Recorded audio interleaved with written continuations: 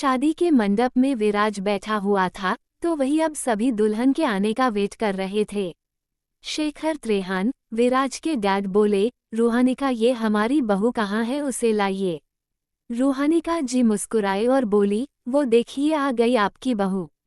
उद्धरण चिन्ह। उनकी बात सुन सभी सामने से आ रही दुल्हन को देखने लगे। वही एक लंबा सा घूंघट डाले दुल्हन चली आ रही थी। वो जैसे ही मंडप में पहुंची उसका पैर लड़खड़ा गया, जिसे देख विराज ने तुरंत उसके हाथ को थाम लिया और बोला, संभाल के, तुम तो अभी से गिरने लगी, तो आगे क्या करोगी। उद्धरण चिन्ह। वही उसकी बात सुन वो दुल्हन कांप रही थी। उसके हाथों को कांपते देख विराज के चेहरे पर जहरीली मुस्कान आ गई। उसके बाद वो दोनों ही बैठ गए और पंडित जी ने मंत्र शुरू कर दिए। वही साधना जी रूहानिका से बोली, ये रिया ने इतना लंबा घूंघट क्यों डाल रखा है। रूहानिका जी भी थोड़ा कंफ्यूज होते हुए बोली, पता नहीं माँ, मैंने भी कुछ नहीं कहा था। कुछ ही देर में पंडित जी ने फेरे के लिए खड़े होने को कहा और फेरे होते ही मंगलसूत्र और सिंदूर लगाने को कहा। विराज ने मंगलसूत्र उठाया और उसके गले में पहना दिया। अब बारी थी सिंदूर की, जिसके लिए सभी उन दोनों की तरफ देखने लगे। वही विराज ने अपनी तिरछी मुस्कुराहट के साथ घूंघट को उठाया और सभी की आंखें खुली की खुली रह गई। साधना जी और रूहानिका जी एक साथ बोली, अविरा। वही अविरा की आंखों में आंसू थे और वो डर से कांप रही थी। विराज ने एक चुटकी सिंदूर उठाया और अविरा की मांग में सजा दिया। पंडित जी ने शादी संपन्न कहा और बड़ों का आशीर्वाद लेने के लिए कहा। विराज उठा तो वही अविरा अपनी जगह पर बैठी ही रही। विराज ने उसे एक बार देखा और फिर झुककर उसने उसके बाजू को बड़ी ही कसकर पकड़ा और उसे खींचते हुए उठा लिया। अविरा ने उसकी तरफ नफरत से देखा तो विराज मुस्कुराया और बोला, क्या हुआ जाना, बड़ों का आशीर्वाद नहीं लेना क्या।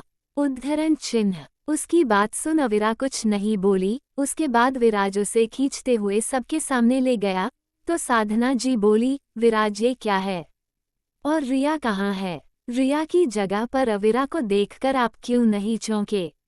विराज ने अविरा को देखा और फिर बोला, दादी आप ही ने तो कहा था कि रिया आपको इस शादी से खुश नहीं लग रही है, तो मैंने उसे आज़ाद कर दिया।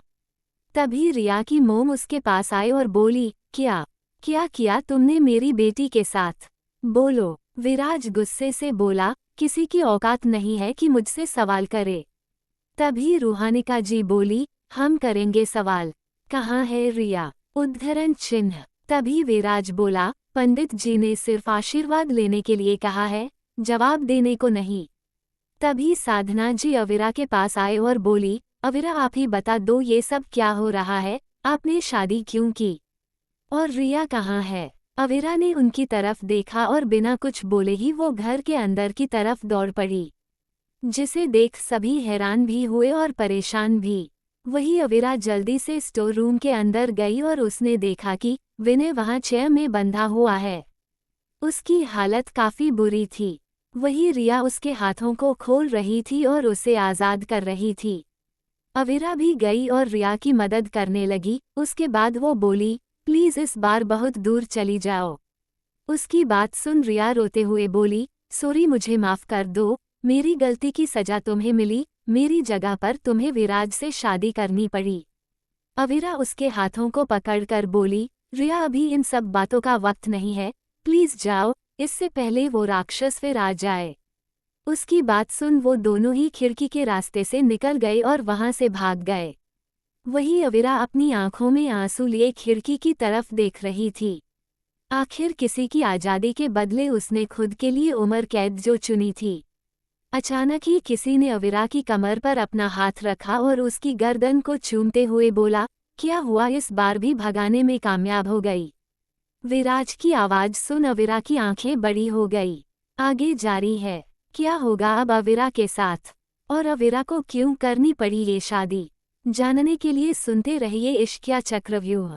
लाइक शेयर और सब्सक्राइब जरूर करें। आपको स्टोरी कैसी लगी कमेंट में जरूर बताएं।